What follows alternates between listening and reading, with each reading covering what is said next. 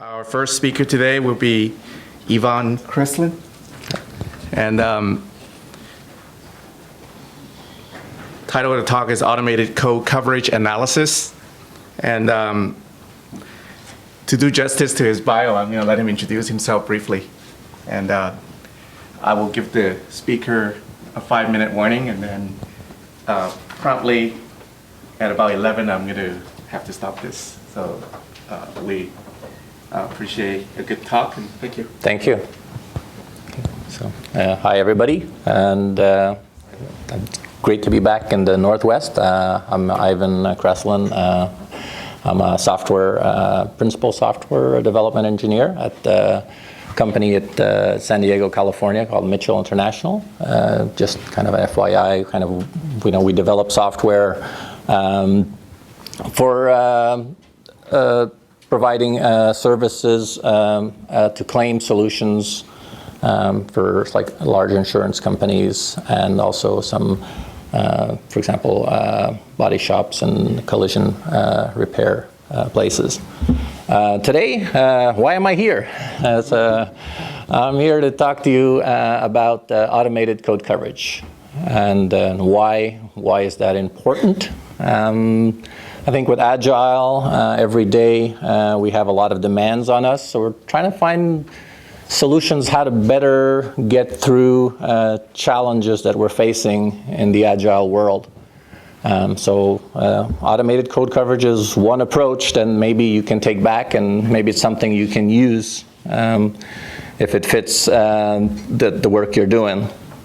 I'm not going to talk much about the coverage tools themselves. There's many kinds, depends on the application, depends on if you're running in Windows, if it's a Windows client, desktop client. It's more of the automation process. How do you deal with analyzing the code coverage? What can you get from it? So automation today, we're being asked to be agile. We're being asked to automate automated tests more than ever we had in the past before Agile. So the speed and creation of the tests increases every day. We have different teams working on automation, and we have thousands of tests. Many of these have multiple asserts, validations, and it becomes, because of all the amount of work that this takes, it becomes a lower priority to keep track maybe of what is being tested, or it's more difficult just because of the tediousness and the quantity.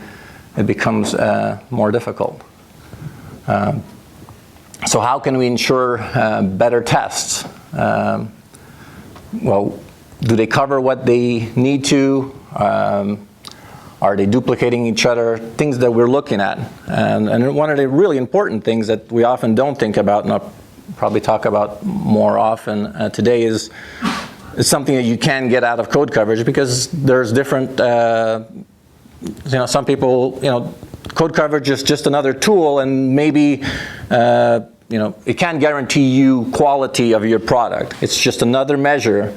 But one thing it can help, for example, is it tells you what, and you can't deny it, is what is not getting covered in your code. So if you can actually track what's not getting covered, that's a big a benefit you can get, and at least know what you're not getting covered. So we'll be talking about that. So usage of code coverage. So there's different groups. Kind of, I guess, the first typical usage of code coverage is getting some collecting percentage covered numbers and report on these, and not really look at doing a deep dive into what's getting covered or not. Just get some feel-good number, 80%, whatever the number is, and we release and we ship with that. And that's, it's still something. And testing is a calculated risk. Every decision we make, we're never going to be able to test everything. So it's still better, hopefully better than nothing. It's something. checking, the next thing, the next level is, and in Agile, this is a little more following in Agile, is checking for coverage regressions from build to build. So when we have a build of our product, you'll get code coverage numbers for the different modules and everything. And then you'll get the same numbers again, or numbers on the same modules in the next build. So that's something that's easy, and normally the tools that we use, if you're using Visual Studio, or most tools will allow you to track that pretty easily. That you had 86% last build, now you got 84. Go find out what that 84, why we have 84. Did we lose a test? Did we add functionality? There's a variety of reasons. Most often is we added a feature and we didn't add sufficient coverage for it.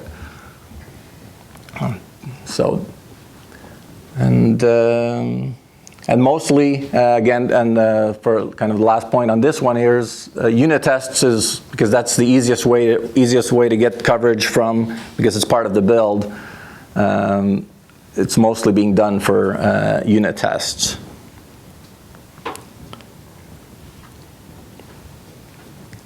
So now we're kind of getting into the automated aspect of the code coverage analysis, and what do we need to think about before we can automate some of this analysis.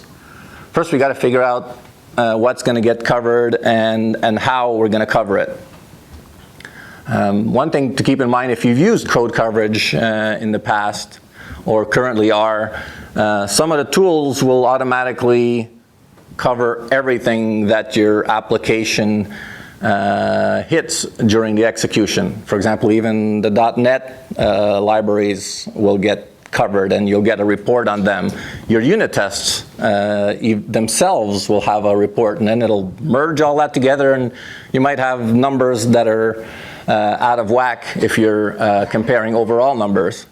So you need to be able to distinguish, what do you care about? What are the modules that you care and which ones you don't care, so you can eliminate those from your reports and your analysis.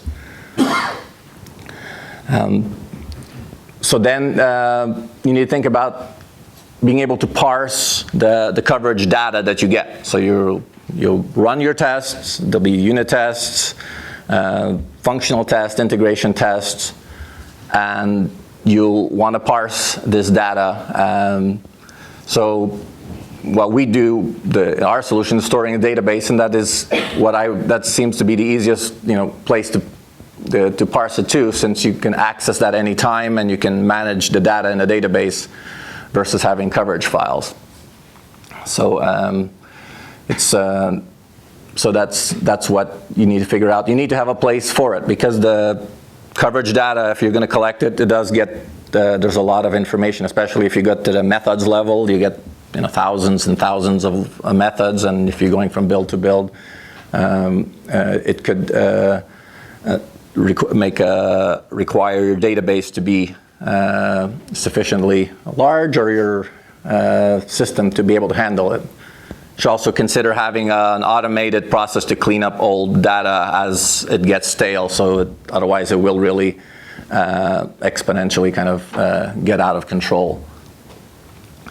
So then thinking about the automating the analysis, what would we like to analyze? Basically what would you do without the automation? You got to think of how can automation help what you would normally think about doing without the automation. One thing we haven't really focused in terms of the automation of the analysis is actually looking at the code itself. That still is going to require the eye of an engineer.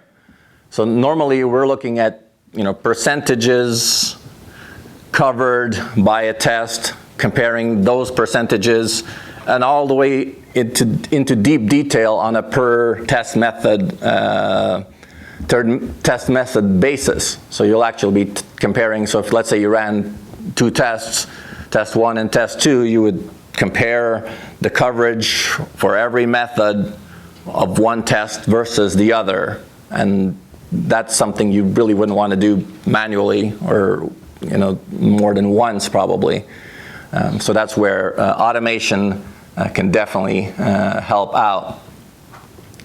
And again, as I mentioned, again, talking about what's not getting covered in the last line, and that's, as you merge the data, and that's an important value that we can get from the automation.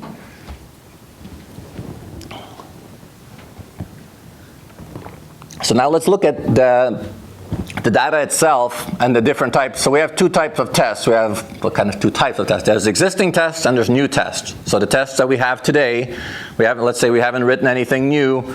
So what can we do with what can this data give us?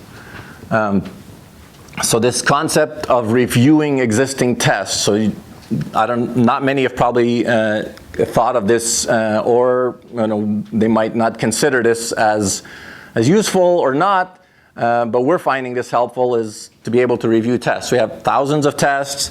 They're written by engineers offshore. They're written by different Scrum teams. And some of them are less reliable. Some of them are more reliable. Some of them run longer. Some of them run shorter times. So sometimes we're auditing these tests, and how can we audit thousands of tests? So the code coverage is a start. It's not going to guarantee you what to do with it, but again, if you're comparing two tests, it can give you an idea whether a test can be, for example, retired, or potentially another one extended with some additional functionality. And we'll cover that a little more in detail with some examples as we go on. And then, obviously, for the next second point is, are we missing coverage? And also, if we know, for example, we get coverage data on 1,000 tests, and we only have time to run 100 of them, it can help us prioritize the 100 we run because we get the data in terms of the coverage of the tests, and we also monitor the time test run. So if we had a short time to run our tests, and we can definitely make use of that as well. And then with the existing tests, of course, we can get overall product readiness. Are we comfortable with what isn't getting covered? And also helps us focus on, when you look at what's not getting covered, where to create, run any additional manual tests that will help us increase in confidence.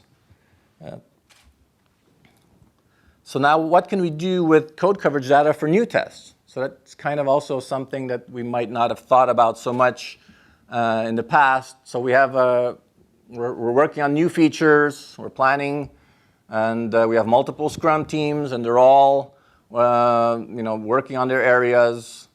And people, again, offshore, onshore, different teams. And then there's also what already exists in the automation. So we already have existing database of thousands of tests, and we're going to work on creating new tests for our feature. So having the automated process can help us determine a couple of things. Can help us determine whether certain functionality already exists or has potentially been covered. For functional tests, what we can do is if you have your code coverage tool running that's collecting your data, you manually step through the steps that your functional test would take if you created it. Collect the coverage data, save the coverage file, and then run that coverage, compare that coverage file with all your other tests that you've already collected in the past, your existing suite of tests, as well as any of the tests that are currently being developed by the other Scrum teams. So they'll add their coverage file for their new test that they're creating, plus we have the existing test database of test coverage. So that's something we can do for the new tests.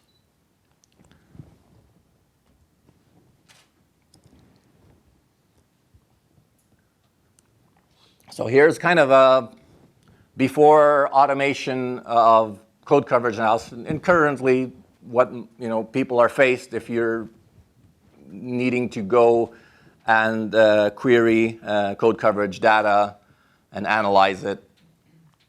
We found that in general, engineers are being told, check your coverage as you develop your features, check your coverage when you run your tests, but it's normally one of the first things that drops off because of the time it takes. And also sometimes the skill level of engineers, they're not well equipped to analyze the data. So this, and definitely there are still some solutions even with the manual process. You can create scripts to query the existing coverage files. So it's kind of a beginning, I guess, what some engineers and teams and people have developed are some beginnings to the automation process. They will have SQL scripts, they'll do some comparisons, they'll do things, but not in a very formal manner. So we want something that's consistent and that can provide quick guidance to the various teams. Excuse me. Yes? Can you mention really quickly what type of data is in your coverage database? So the coverage database is basically you have the amount of blocks covered by a certain test or a group of tests or a subset of tests. And I can show that, and I'll show some kind of a little more detail. But essentially, it's percent coverage data for overall of what is getting covered, and then details on a method basis, on the class basis, and on the module basis, the amount of coverage that we're getting.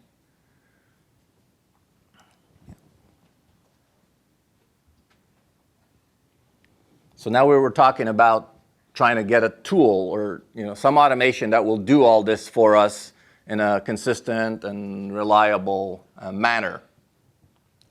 So we'll have this database. So example of tables that we have, we have a table that it's a summary table, includes overall summary info. It'll have your build information as well, your test name as well, the sources that were used as part of the coverage data, and the coverage numbers. And then we'll have the data at the module level, at the method level. It just makes it easier once it's all in there than to have to generate it each time. So and I'll explain a bit kind of. So our tool, normally we have, our tool, and maybe I'll just get to that page right now so we can, here. So we're in the next, so this is, for example, this is kind of the front view. So our tool has two modes, has an application mode, so it's an interactive mode, and also command line mode. So when our automation runs, it has the command line mode of the tool will go and open and get the coverage data, insert it into the database, and it'll actually automatically already do comparisons for us, so we don't have to go and select and do this. So this is more of the mode where we'd use this as we're developing new tests or sometimes analyzing the coverage once it's been done. So we normally run the command line version, and we have that integrated into our build. So as our build runs and completes, it'll get the coverage data inserted into the database. Similarly, when we run our functional tests, so we use mostly for functional tests, we use Microsoft's MTM, Microsoft Test Manager, and as part of that, we have a script at the end in our environment that will launch this tool with the command line, and it will go and collect the data, insert it into the database once the run has been completed. So this I know we will have a kind of demo this a bit as well. So this kind of just gives you a view of it, and so we're going to see the coverage, compared coverage. We have a test outcome as well, which, for example, if you're comparing two tests, you normally want to compare tests that are passing, because if you have a failed test, it probably is not, it might not be representative of the actual coverage that it would have gotten. So it's definitely good that we fail and we found an issue, but in terms of coverage, so we have an option, like for example, if somebody's working on a check, compare only passing tests if you wanted to. You could compare the failed tests if we believe that's a valid scenario for some reason. Because actually when you fail, well then you'll normally you might hit a different code path because you'll have the failed code path. But typically we'll want, when we're comparing one test to another, to gauge whether the coverages are equivalent or not, we will compare passing tests. So this is an example of kind of data that we get when we're comparing two tests. So this is helpful data, and we've used this data to help remove some tests from our database. So you have this test comparison summary tab, but down here I've kind of expanded it to make it easier to view. So we're having this, here's the data that we're getting from two tests that were executed. It tells us, 2,900 methods had identical coverage, and then the 3,000 of them they covered the same methods, but they're not talking about the coverage. So then they talk about test one. Test one versus test two didn't cover any additional methods, while test two covered 4,000 methods more than test one. And then we go on to better coverage, and test two has 144 methods with better coverage, and test one doesn't have any. And then you get total blocks covered. That's not as interesting in terms of, in this case, but it kind of confirms that what you'd expect is test two is covering more than test one. Again, this doesn't guarantee, maybe test one is still needed, for example. So in the end, the final decision on what to do with a test, when we're auditing them, when we're reviewing them, the human still needs to look at that. So that's one of those things but this helps reduce the scope of the test auditing by a lot, because otherwise we have thousands and it's just not practical. Here, this can reduce it to dozens of tests to review versus hundreds of thousands, which dozens is reasonable. The other case really isn't. So this kind of talks about what I was just discussing here, this example. So we're kind of trying to find what's in common, what's not in common with tests. And in this case, test one is likely a subset of test two, so that would be definitely a test that should be reviewed to decide what to do with it. Okay. Clarification. When you say tests, are you talking individual tests? Yeah, this is individual. This is actually a specific test, like if you had a single test. So that. Not a suite of tests, but Yeah, it's actually an individual test. So So that's the one challenging part that I didn't really discuss that much. So normally we'll get coverage, we'll launch our coverage tool, we'll run a suite of tests and collect the data. So kind of not the magic, but what's required to make this work is when your test is running, before your test starts, coverage collection begins. When your test ends, coverage collection ends, and that data is stored. And then you have to have that data for each test. Yes? So when you say test here, you mean automated test and not the manual test that you might still have? This is for automated, although theoretically you can do it for manual as well. As I was explaining in the previous slide, when we're developing a new test, you could say, well, here's a manual test. This is the coverage of the manual test. We haven't been using it for the test-by-test comparison, but when we're developing a new test, we can use it for the manual as well. Because once you create your coverage file, the tool doesn't care that the coverage file came from automation. It just cares that you got the coverage and what is the coverage. So so that's the challenge. That's one of the challenges of getting your automation framework to be able to collect coverage data on a per test basis. So somehow in your framework, it should be on the framework level somewhere where at the start, it does this start coverage, at the end it does this end coverage, and then it saves it into some kind of easy to find that, well, this coverage file belongs to this test. You've run 1,000 of them, so your process needs to know which test ran and how it got saved. So for example, we're saving like the work item ID of our test as part of the name of the coverage file. It's kind of a hacky way, I guess. Everything could be a little more elegant, but that works pretty well since the work item IDs are unique to the test. That's good questions. So here's some more comparison view that we can get when we're looking at the tool. It'll give us, okay, here are the modules that test 1 covered versus test 2, and which ones were better, which ones were covered by both. And so then here we kind of talk about the type of comparisons that we can do. So we can compare at the module level, it's kind of a higher level. Then you get down to the class and all the way down to the methods. Obviously, as you go down, there's more and more data. Again, the automation process deals with that, so that's not a problem. But once you're reviewing it, there's still considerable reviewing to be done. So overall coverage. So this is we've talked about the test versus test, and now we have overall coverage.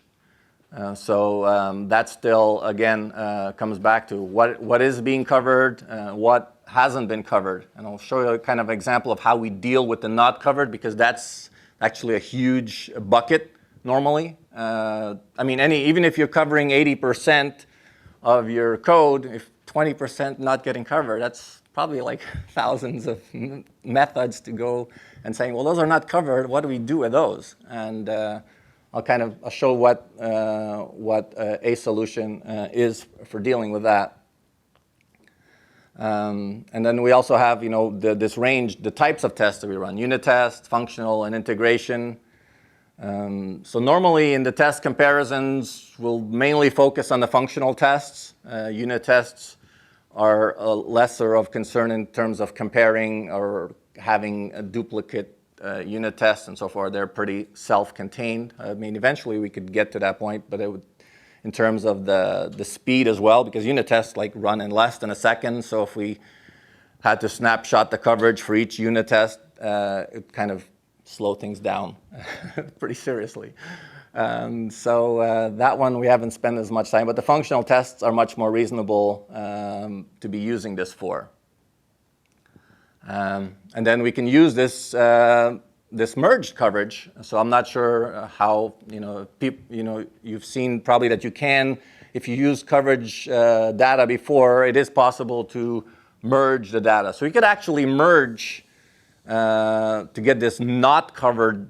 The main reason for the merging is to get this whole what's not covered number. We could merge the unit tests, functional tests, and even integration test data and get, at least to know that number, as long as we're running on the same build. So there's always a requirement, but that's just a technicality. You have to be able to do that. And kind of fine print, always, proceed with caution with code coverage, because again, it's just an indicator. It helps, give us more confidence. So this kind of the view, and it got cut off over here, but I'll show you my as in part of the demo. So this is the view of the methods not covered. So this is where we're kind of talking about what isn't getting covered. So one way to deal with that is, you have to at least have a certain knowledge, at least at one time, that you're okay, that you're not covering something, certain module, certain class, certain method. So that work is, in the end, so the automation will spit out, what's not getting covered.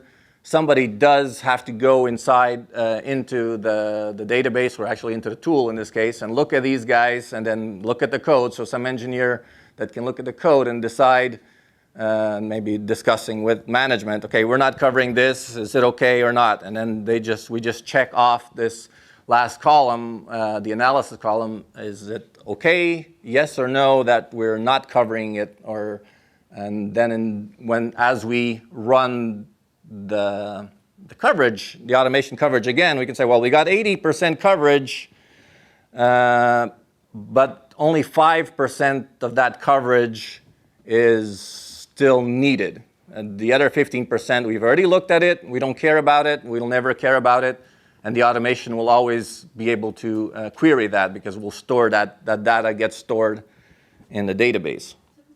Yeah. Well, in this case, it's up to you. We are using blocks not covered, but you can decide in your functionality, you care about lines. It's really the tool, it'll report on whatever you're specifying it. So we've decided to use block coverage. If you decide to use line coverage, you just enter line percentage coverage versus block percentage coverage. So that's really up to you. So that's the good news. So you can, the report is, we custom made it for what we're doing, but you can make it do whatever you want. You're just querying the data. So let's see if we can bring this up here. I can show a little more.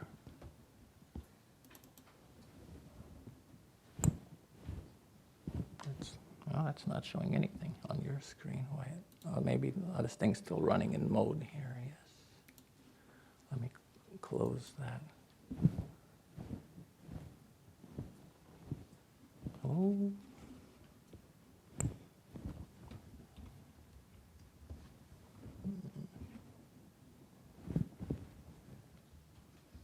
Try to get this on your screen here. Why is it not on?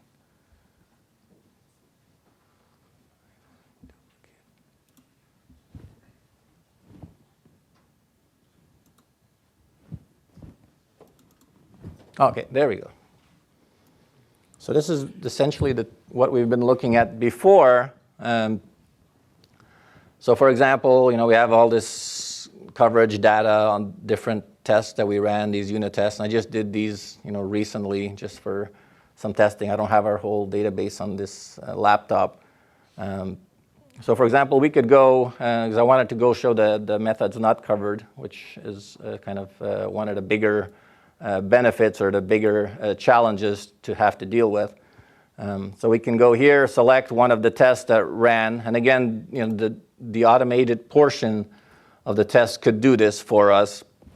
So we'll get these modules, classes, methods that aren't being covered, and then we have this required column which says, is it required? And we can mark these. Somebody can go investigate them. By default, everything will be, before you've ever done anything, it'll be all a TBD. You haven't looked at it. You have no idea if it's required or not. So you can just go and change one of these guys and say, I want, these guys here to be required, and these guys to be required as well. And then you can apply that analysis, and then you have the view. So right now, actually, we're showing everything, right? So we want to go and say, well, I want to see only what's required. And then it's okay, these guys. So it'll show you all the yeses and the 2 BDs. And I guess we can decide. You could have had another radio button that says what are the TBDs. But we figure if it's a TBD, we haven't determined it yet. We will consider that as still needed until the day we decide that it isn't needed. And then you could have, the not required, which is a much smaller list in this case. We haven't gone through all of the different fields. So then in terms of the automation, the test comparison. So if you look at the test comparison view, it's actually a huge view if without any filtering. So this is one of these things where filtering really helps out. Otherwise you're, what are all these tests and so forth doing here? So we can filter and say we only care, and And right now, the main filter we're using is the one that I showed in the slides, where we're looking at when a certain test has no additional coverage or no better coverage than the other test. So we kind of have that as a default view, and we can go and refresh that, and we'll get this list to be much smaller. So it's a much more reasonable list. Now we have like just a screen full of tests to look at and investigate. And here we can see kind of the similar additional methods versus better method coverage, kind of this pattern that we're seeing of tests that we'll want to consider for, again, retirement or whatever we want to do with those tests. And so we can see this pattern. So this is definitely a helpful view that we are using.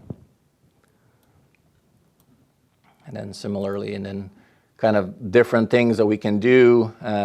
So in terms of the tool itself, if you're manually using it, we can just let's say the engineers are working on their sprint, on their Scrum, with their Scrum teams, and they've collected a coverage file from their test. They can actually just load that in here. Well, right now I didn't specify the coverage file, but if I just went in here and where did I store that coverage file? PSC coverage file. Although we've already loaded this once, we can load it again and just kind of show how easy it is to get the coverage file into the database. This is for a manual execution of it. So we'll just paste it and just get the coverage data file. So we have some checkboxes because we're using TFS. So because if it is a TFS test, because right now this is manual, so it doesn't have any data associated to it, then it's going to actually go query the TFS database for more information regarding the test, and it can also find out the test run data. So there's things that we do to when we collect the data. We collect reliability data. So as part of our analysis between one test and another, we'll say, well, this test, has been pretty unreliable. It's failing, half the time for some false reason. That other test is, succeeding 100% of the time, and their coverage is 99% the same. So either, take that 1%, convert it, move it to the other one, or do something about it. So that's another indicator that we also track. So anyway, so we added this. So that was very easy to add a table. And similarly, when we're comparing tests, we can do similar actions. So if we wanted to compare two tests, we can just select these two tests. And so in this case, since we don't have any we don't have any test result data, we just loaded these from the coverage file. We're going to uncheck the only compare passing tests. But normally this type of functionality takes longer as it goes through each method. So that's kind of how you do a compare, and it's still running right now. So it's not an application to be sold. That doesn't have the beautiful feedback or weight. Maybe eventually we'll get to that. But we haven't spent that much time on the finesse of the UI itself. So that part is running. And there's all kinds of, we've built a lot into the tool in terms of, so we're down here. So for when we're actually doing the manual test, we have the start coverage, stop coverage built into the tool itself. So you don't have to, because we're asking normally if somebody's doing a manual test or something, they are not experts in enabling code coverage and so forth. So we try to make it easy as possible because it does become challenging. That's one of the aspects. Thank you. That's one of the aspects of any kind of tools and processes is the ability of the engineers to set it all up and configure it. So code coverage is one of them. So that's one reason we have the start coverage, stop coverage enabled. And let's see here. I don't. That testing has done its comparison. So it did its comparison thing here. Let's see. We have another. So then we just had a second. So we actually just did the same comparison as before, but it's just kind of a proof that, that's kind of how it would work. So this gave the same result as the previous one because that's what was I tested out earlier. So at least it's consistent. And this also allows for ease of merging. So we can merge coverage data. So we can select, if there are 5 test suites that are part of our automation, we could do the merge from here. Although again, normally we can do the merge from the automation tools itself. We can specify that.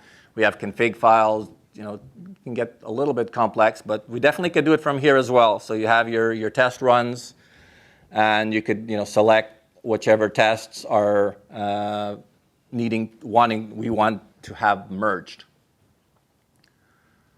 And I think since we're almost out of time, I'm going to give a chance for any questions. Yeah. So when do you mark a method completed or covered? Like when all the lines in the method are covered, then it's marked completed, or at least few lines are covered? That is up to you. See, that's one of those things that you mean in the not covered section, right? When you had the yeses and nos. So that is up to the engineer / management to decide what is enough coverage, because that page is mainly to call out what has no coverage at all, because we're trying to simplify and provide a benefit of code coverage, because there's always, again, there's people who say, well, code coverage, I don't trust code coverage.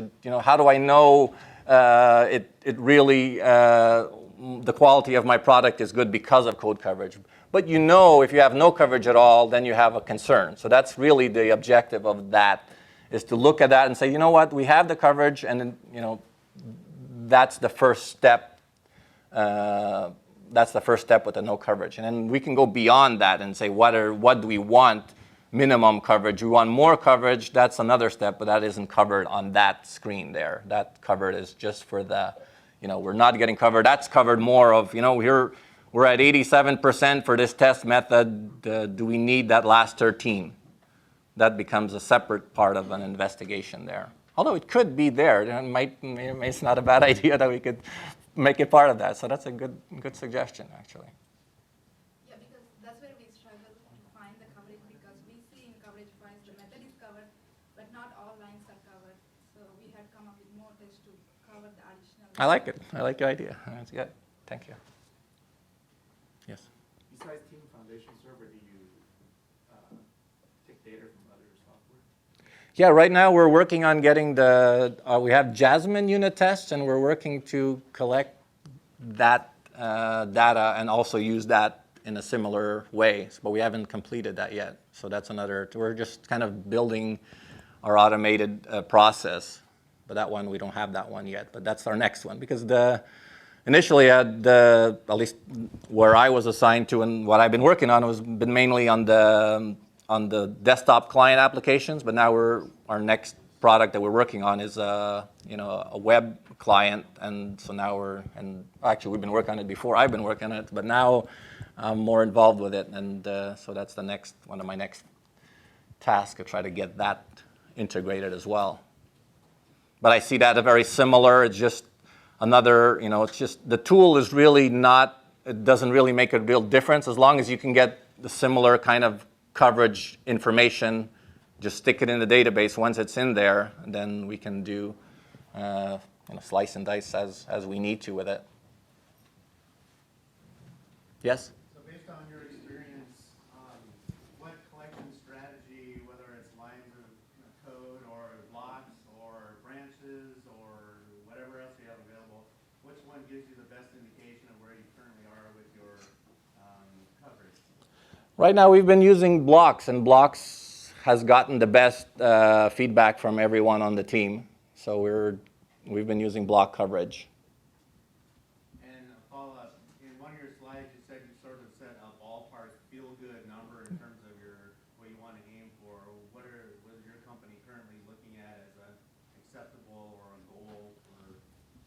Yeah, we're looking at 80 right now, so that's the number that we're looking at. But again, I don't feel comfortable with the 80 until I know what's the not covered. So that's what I'm trying to push and drive, and hopefully I can be the leader and drive that, because I don't feel comfortable with the not covered part. No matter what, you have 80, 90, even 95, it doesn't really matter much. We can never really get to 100, so we have to decide at a certain point, we don't, what we care about and what we don't. Let's give hands to Ron. Thank you.